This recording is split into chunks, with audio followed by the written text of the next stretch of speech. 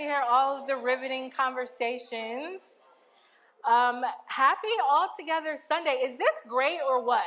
Like, can we have, first of all, Audrey up here singing every week.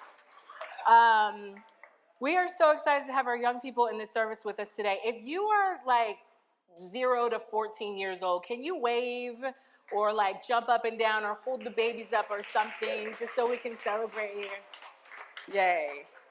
Hello to all of our little kids, to all of our big kids, to all of our kids at heart, which I consider myself. I'm so glad that we get to be in the service today. My name is Shae Washington. I use she, her pronouns. I'm an elder here at the table, which is part of our leadership team. And today I'm going to give a message on our emotions and our feelings.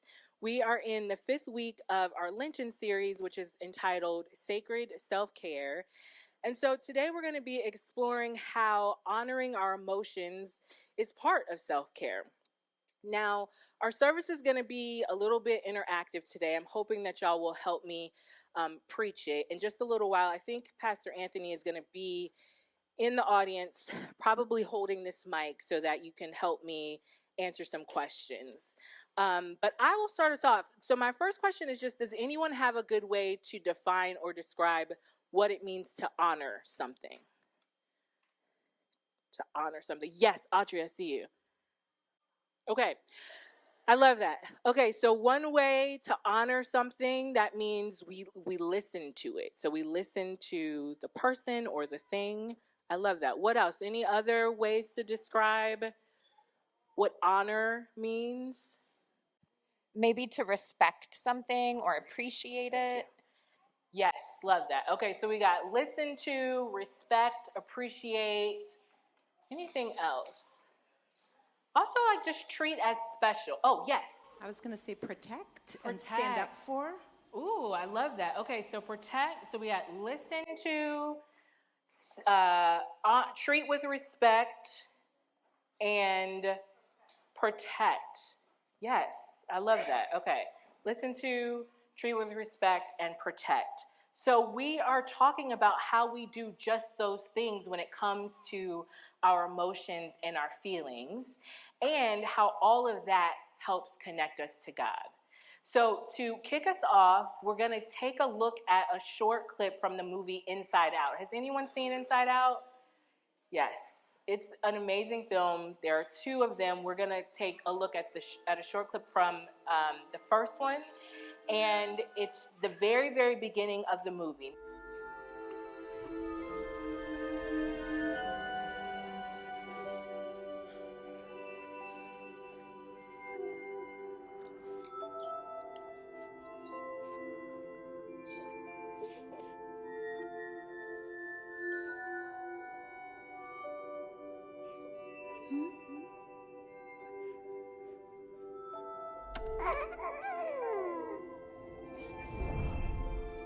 And there she was.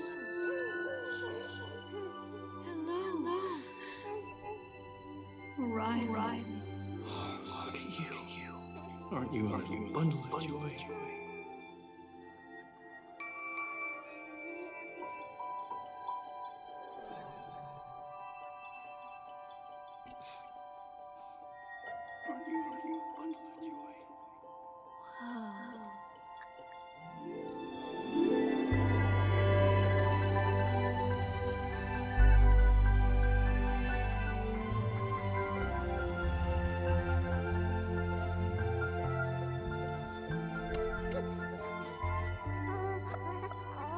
It was amazing.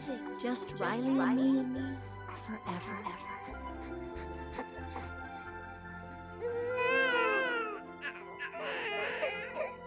For 33 seconds. I'm Sadness. Oh, hello. I'm Joy. So can I just if you could I don't know exactly.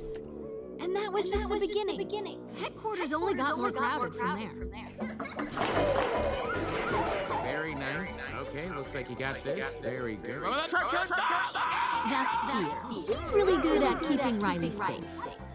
Easy, huh? We're good. We're good. Thank you. Thank you very much. And we're back.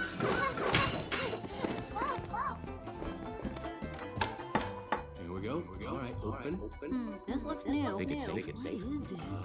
Okay, caution. There is a dangerous smell. Hold on, what is that? This is disgust. She basically keeps Riley from being poisoned, physically and sexually. That is not brightly colored or shaped like a dinosaur. Hold on. It's broccoli! Well, I just saved your lives. Yeah, you're welcome. Riley, if you don't eat your dinner, you're not going to get any dessert. Wait, did he just say we couldn't have dessert? That's anger. He cares very deeply about things being fair. So that's how you want to play it, old man? No dessert? Oh, sure. We'll eat our dinner right after you eat this. Riley, here comes an airplane. Airplane. We got an airplane, everybody.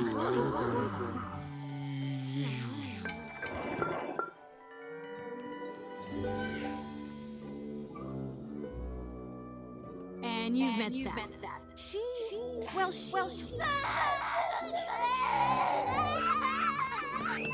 I'm not actually sure what she does. And I've checked. There's no place for her to go. So she's good. Okay. Okay, y'all. So, first of all, if you haven't seen the whole movie, I highly recommend. In that clip from Inside Out, we see a baby named Riley growing up, and we see the emotions inside of her that she was experiencing as she went through different moments in life. So, what emotions or other characters did we just meet in the movie? Anybody remember? Yes. Disgust. Yes, and I have some pictures that help us remember. So disgust. Okay. Who else did we meet? Happiness. Yes, we met joy or happiness. Who else? Yes, right back there.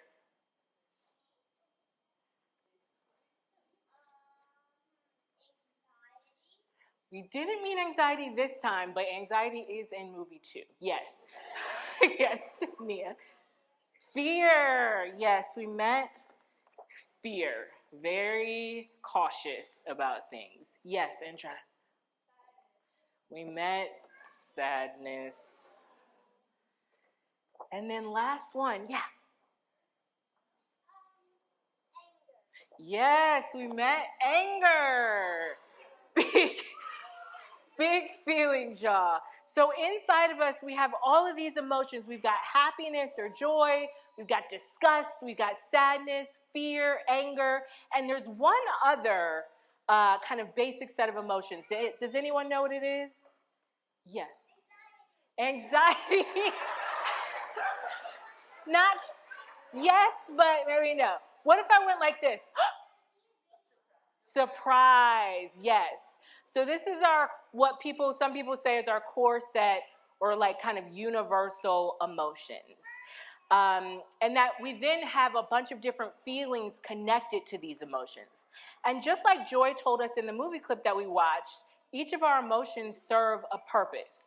They guide us, they keep us safe, and they give our minds and our bodies really important information on how to react, right? So like when Riley was getting ready to try broccoli, disgust took over, right? And made her reject trying it at first just in case it was going to be bad for her.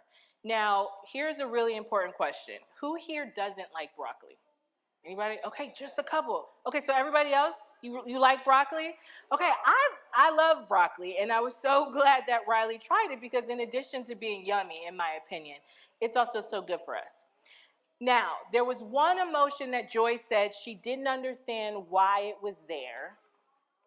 She felt like maybe it could go someplace different, but she said she checked and it wasn't going anywhere. Does anyone remember what emotion that was? Yes. Sadness. Yeah, it was sadness, but just like all of the other emotions, sadness is important, right? And just like we honor, right, listen to, respect, protect, treat as special, just like we honor joy and fear and disgust and surprise and anger, I think we should also honor sadness. So y'all, we're going to take a look at a story, in the Bible. And I'm going to read from this really cool storybook Bible. It's called the Peace Table Bible, where we see Jesus doing just that, like honoring sadness, okay? So this is the Peace Table Bible. It's really cool. And this is the story and the photo that go with this story. And this comes from John chapter 11, verses 1 through 44. So it says, winter came, and Jesus went to Jerusalem for the festival of the dedication. Some of the leaders there tried to arrest him. He escaped with his disciples and went to a small town across the Jordan River. A message came from his friends, Mary and Martha, who lived in Bethany. Their brother Lazarus was very sick. Could Jesus come and help? Jesus loved them very much, yet he waited 2 more days before going to their home. And by that time, Lazarus had been dead for 4 days. So Martha and Mary's friends came over to comfort them. And when Martha heard that Jesus was coming, she hurried out to meet him. And she said, "If you had come sooner, my brother would not have died. But even still, I know that God will give you whatever you ask." And Jesus said, "Lazarus will live again. I am the resurrection and the life, and anyone who believes in me will never die. Do you believe this?" Martha said, "I believe that you are the Messiah, the Son of God, the one who has come to save us." So Martha went back home and told Mary, "The teacher is calling for you." So then Mary ran out to greet Jesus, and her friends followed. And she knelt down at his feet, weeping. She was crying so hard. And through her tears, she said, "If you had been here, my brother would not have died." And Jesus saw her tears and was deeply moved, and he began to cry too. Now, if we have that mic, I'm wondering, in the audience, first of all, just raising your hands. Has anyone here ever felt sad? If you want to raise your hand. Okay. Have you ever been so sad that you cried? Me too. And Jesus too, right? Jesus is feeling some big feelings and he cries. So what do you all think made Jesus cry? Why was Jesus sad? Can we get, yeah. Because. Why do you think?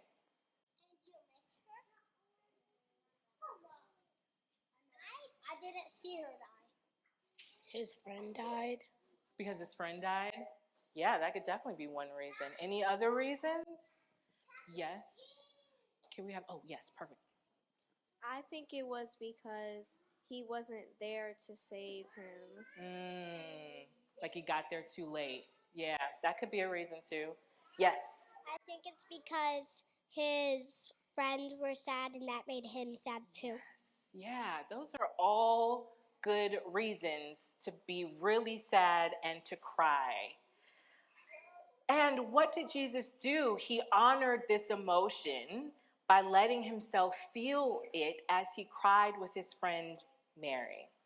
So let's think back to the movie for a second, the Inside Out movie. If you watch the whole movie, you're going to see Joy working really hard to make sure none of Riley's other emotions get expressed very much, especially not sadness. Joy wants Riley to keep feeling happy and good, but y'all, as I told my mom when I was a kid, with all of the drama I was able to so easily and earnestly muster, God gave us all these emotions and we should be able to feel them all. Because my mom was kind of like Joy from Inside Out. She really wanted me and my sister and my brother to just be happy and feel good all the time because she loved us and she didn't want us to feel bad.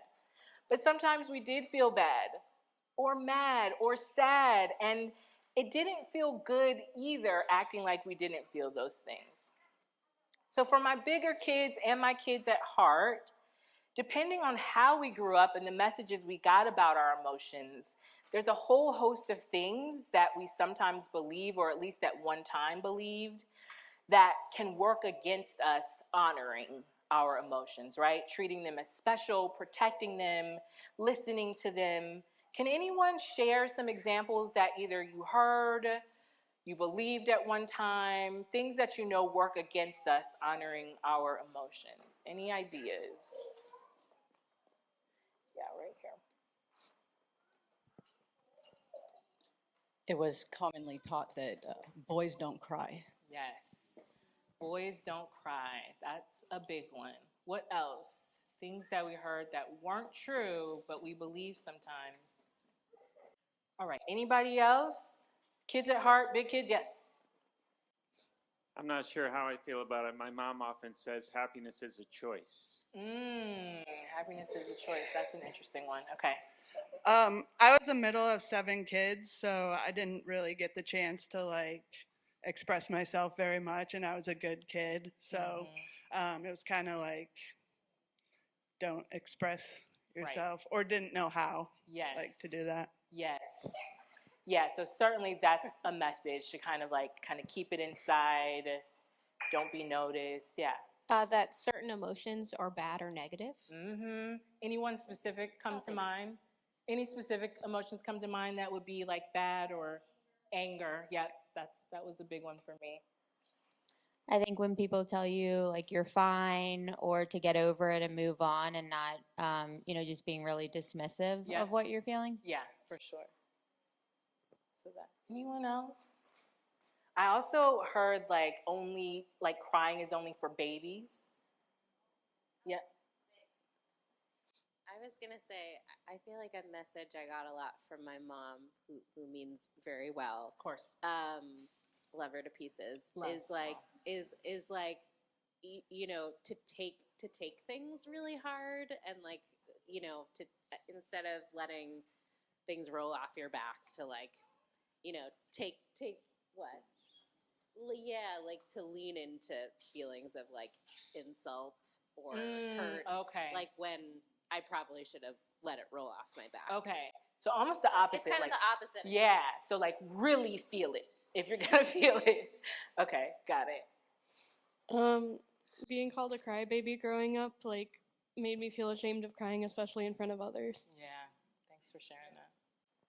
Don't show emotions in public. They're just for private. Oh, yeah, that's a big one. That's a big one. I think we feel like we're out of control.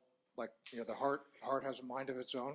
Yeah. I think it bothers us. There's something going on with us that we don't seem to be able to rationalize or control. Right. That loss of control. It feels uncomfortable, and it feels like maybe we should just try to move on or something like that. Okay. I'll give you something to cry about. I'll give you something to cry about. Or if you don't stop crying, I'll give you something to cry about. Yes. One I had was that anxiety is a lack of faith. Yes. Yeah, that's a big one. Anxiety is a lack of faith, or if we're scared, we're not really trusting God, or thinking and logic is better than feeling. All of those. Thank y'all so much. Y'all are preaching this morning, okay? Here's the thing, though. If those things were true, I don't think that we would have so many examples in the Bible of God actually expressing their emotions. Right? Because in the Bible, there are times, and y'all, there are slides for these, so feel free to check it out now or later. In the Bible, there are times when we see things like God's joy and delight, right? Zephaniah 3:17, for the Lord your God is living among you. He is a mighty Savior, will delight in you with gladness. With God's love, God will calm all your fears, and he will rejoice over you with joyful songs. We see God's compassion and care in Matthew 14:14, where it says Jesus went forth and saw a great multitude and was moved with compassion toward them and healed their sick. And we even see God's anger. There's a whole other story on the next page in this Bible called Let the Little Children Come. It's a really beautiful photo if everyone can see it. And this is about when Jesus and his disciples are out into the region of Judea, and the crowds are coming and following Jesus, and people begin bringing children to Jesus so that he could bless them. But the disciples are the ones that are saying, go away, stop bothering Jesus.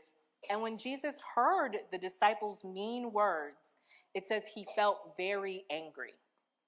And he called to them with a loud voice, "Let the little children come to me. Do not ever stop them. God's kingdom belongs to those who are like these children." And these are just a few of the emotions we see God experiencing and expressing in the Bible. Y'all, our God is an emotional God, and we are made in God's image, which means we are emotional beings. And our emotions are one way that we can connect to God, connect to ourselves, and connect to each other. And that is a very good news. Now, in the story about Lazarus, when Jesus sees what has happened and how upset his friends Mary and Martha are about their brother Lazarus dying, Jesus doesn't rush in going, it's fine, don't be sad, I can fix it, I can make it better, no need to be upset. Even though he knows he could, right? We know later in the story that Jesus brings Lazarus back to life. But in the moment, he sees their sadness. He lets it impact his heart. He allows himself to feel his own pain, and he cries with them. He shows honor to his emotions, and he cares for himself and his friends in doing so. So the question is, what if we gave this gift to each other? In Romans 12:15, it says, "Be happy with those who are happy, and weep with those who are weep." So what if we honored, listened to, showed respect, protected, treated as special our emotions by letting ourselves and each other feel them? What would it look like to just be with our joy, our sadness, our fear, even our anger, or any of our emotions when they come up, instead of denying them, pushing them down, or glossing over how we really feel? And what if we didn't rush in and try to fix everything right away for someone that we loved? Even harder, what if we let our emotions connect us more deeply to God and to each other instead of disconnecting? And that's kind of where our head and our hearts come together with our bodies to help us express our emotions in ways that don't hurt ourselves or others, right? Because just because we're angry doesn't mean that we have to call each other names or hurt someone or ignore them and pretend like they don't exist. But part of what this takes, though, is slowing down and being able to recognize what we're feeling and what that might mean for what we need in the moment. Because sometimes, though, we're so busy and life is moving so fast, we might be able to tell like we're feeling a little bit off, something feels like not ourselves. But life is moving so fast, we don't actually stop and say, what is going on with me? How am I actually feeling? What do I need right now? Instead, just like joy, how she takes over and inside out, sometimes we decide we just want to go outside and play. Or we just want to hang with our friends. Or we just want to plan that next big trip, right? Something that just feels better. All the while, our insides are actually trying to tell us something and we're missing it. So for all my big kids and kids at heart in the room, there's a fantastic webpage called Neurodivergent Insights by Dr. Megan Anna Neff. And it gives some really great information on our emotions, including what each core emotion is often trying to tell us about an underlying need. So I encourage you to check it out.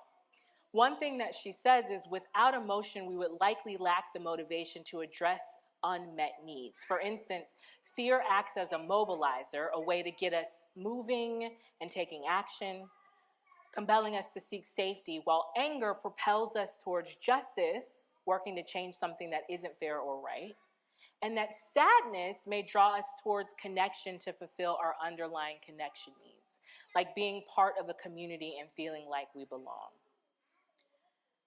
In it, she goes through sort of like what those underlying needs are, so please check it out. And when I'm saying need, I mean like maybe we need a hug, Maybe we need some time by ourselves. Maybe we need to eat. You know, like there's so many different needs that we have. And so it's important to be able to recognize them and name what we're feeling, because this helps us get our needs met and it helps us meet the needs of others. And that is one way that we take care of ourselves and take care of each other. Slowing down to honor our emotions might look like taking a deep breath. Can we do that right now? Just let our bellies fill with air and then blow it out. One more time. Breathe in. Blow it out. Yeah. So that could be one way, a good belly breath. Sesame Street has a fantastic song by Common and Colby Kelly. Google it. Called Belly Breathing. It might look like counting to 10. It might look like journaling or drawing what we might be feeling inside. Anything that helps us slow down and recognize and name what we're feeling. Last big thing, kid thing, is there's a book called Atlas of the Heart by a researcher named Brene Brown, and she maps 87 emotions and experiences. When she first started collecting this data, she surveyed 7,000 people over the course of 5 years. And she asked them to list all of the emotions that they could recognize and name as they were experiencing them. Does anyone know the average number of emotions people were able to name, like the number? Yeah, someone said 10, someone said 5. Y'all, it was 3. 3. Sad, mad, happy. Yeah. And there are so many more than that, though, right? And so that's one way that we help ourselves, by growing the words that we have to communicate what we're feeling, by helping our little ones grow their words to express to us what they need and what they're feeling. There's an amazing resource called the Feelings Wheel. Recommend that. I like to carry it around with me. And Brene says language is our portal to meaning making, connection, healing. We got a preacher down there.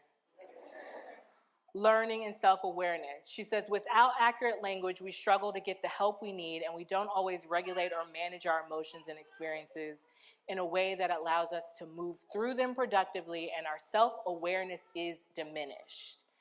And many of the great theologians talk very specifically about how knowing ourselves well is intertwined with knowing God well. So it's super important. And kids, guess what? You are oftentimes our best teachers at helping us recognize and make space for our emotions because of the courageous ways you express them.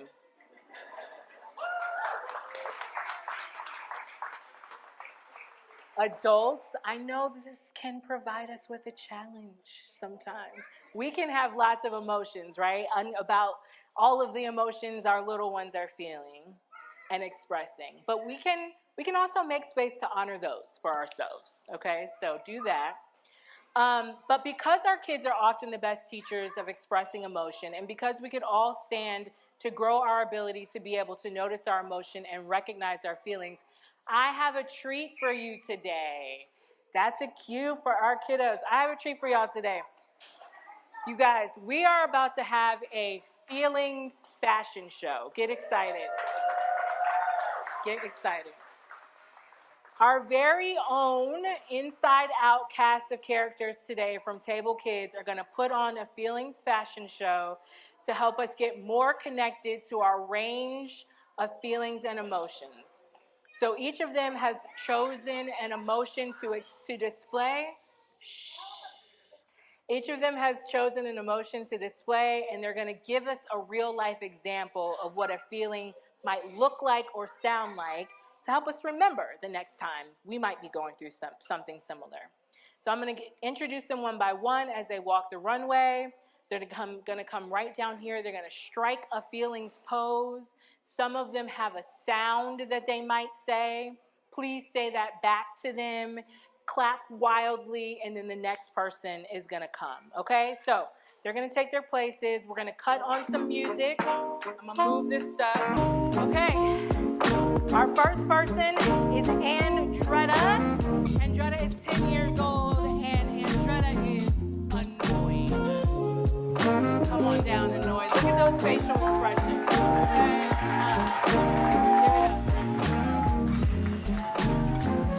Next, we've got Tayo and Lola. Tayo is 7 years old. Lola is 2 years old. And y'all, they are hungry. Yes, smiling about it. Yes, so hungry. All right, thank you, Tayo and Lola. You guys go right down there.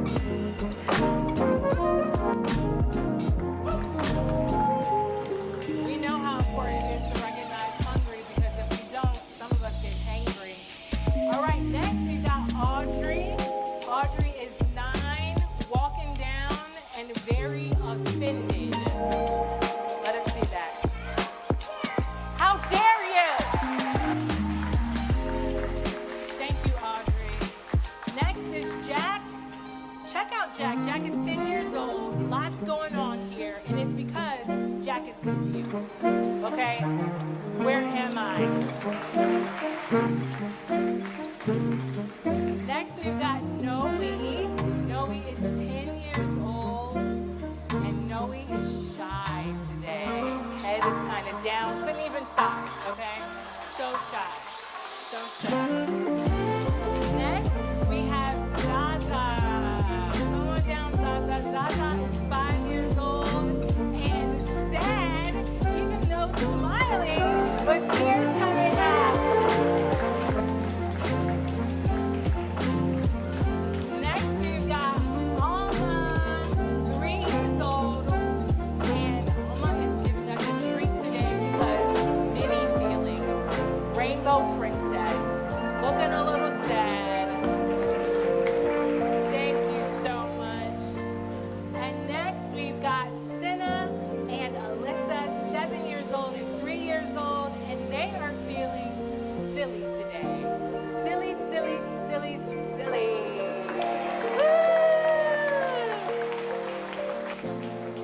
And we've got Nia. Nia is 7 years old. 7 years old and disgusted. Yes, give it up for Nia, everybody.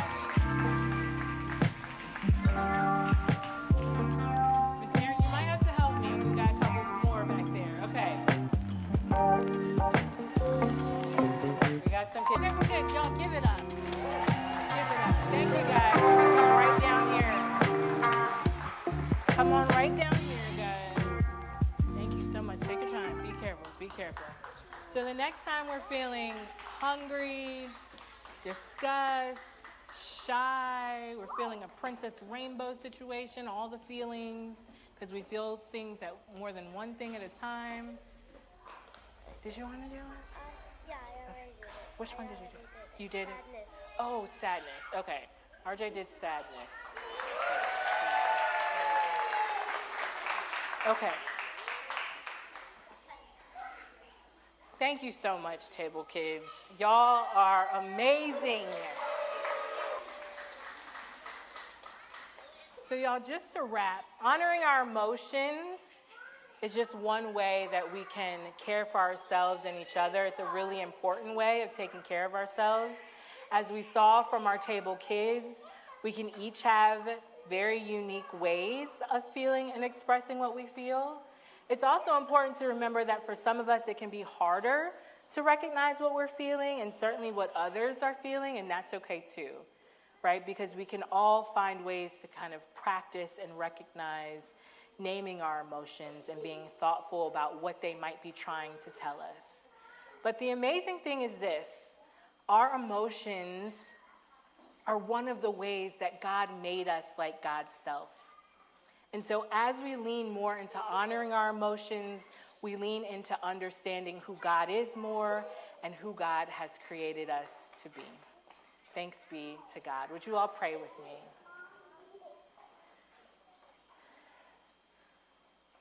Big, feeling, amazing God, thank you for making each of us like you. Thank you for giving us a whole host of ways to connect with who you are. Would you help us to make space to honor our feelings, the ones that feel good and the ones that don't feel so good, and to have the courage to lift them up, to listen to them, to help express what we need to the people that we care about and trust. And would you give us the wisdom to be able to be with each other in our big feelings and in our small feelings and in all of our feelings, that we could honor each other well and lean into love more so as we do. We love you, Jesus. Amen.